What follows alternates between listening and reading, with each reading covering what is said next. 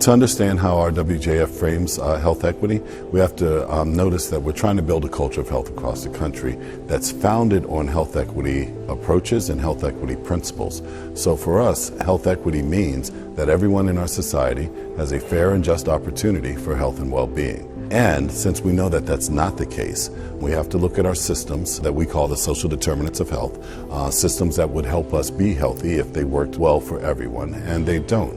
Many times those systems are infected, so to speak, with discrimination, structural barriers that will keep people out of, that keep people from being able to live their best lives.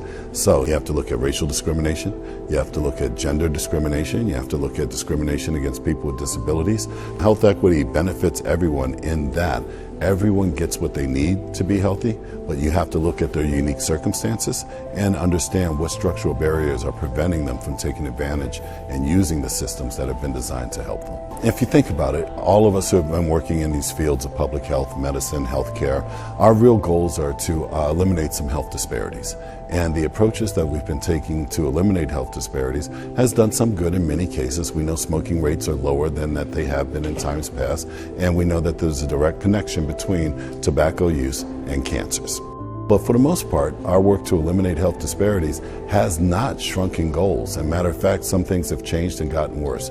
We know that African Americans suffer more from various forms of cancers than others in our society.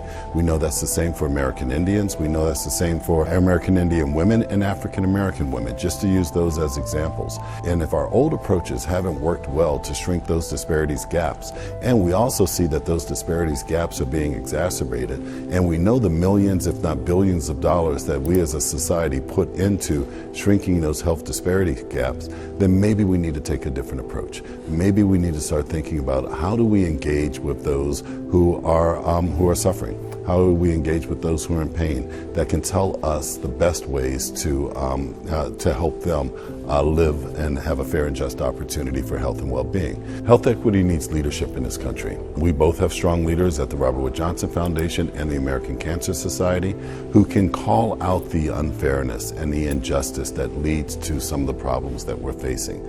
Doing so in a way that is not all about fire and brimstone, but it's about using our brands, using our data, using all the tools that we have available to represent those who we are trying to help, but represent them in an authentic way.